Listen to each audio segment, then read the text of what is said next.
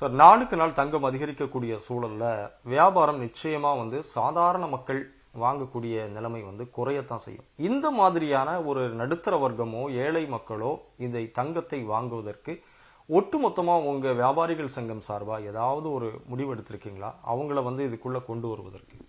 அதாவது 22 கேரட் அல்லாத 18 கேரட் நகைகள்லாம் பெரிய அளவில் இப்போ ப்ரொமோஷன் பண்ண ஆரம்பிச்சிருக்கோம். காரணம் என்ன, அது இதை விட ஒரு 1000 1500 கிராமுக்கு கம்மி.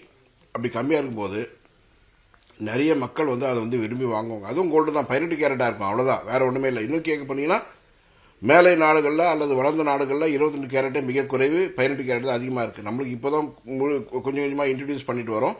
நிறைய டிசைன்கள் அதன் மூலமாக அறிமுகம் செய்து அதன் மூலமாக மக்களுக்கு குறைந்த விலையில் தங்கம், குறைந்த விலைன்னா ஒரு சவரன் அது 70,000 ரூபா இருக்கு, 72,000 ரூபா இருக்குன்னு சொன்னா இது ஒரு 55,000 ரூபாய்க்கு ஒரு சவரன் வரக்கூடிய அளவுக்கு அந்த விலை வித்தியாசம் இருக்கும். அது நிச்சயமாக வரும் காலங்களில் நுகர்வோருக்கு ஒரு சாதகமான சூழலை ஏற்படுத்தும். அதாவது 18 கேரட் நகைகள் பெரிய அளவில் பிரபலமாகக்கூடிய நாட்கள் வெகு தூரத்தில் இல்லை.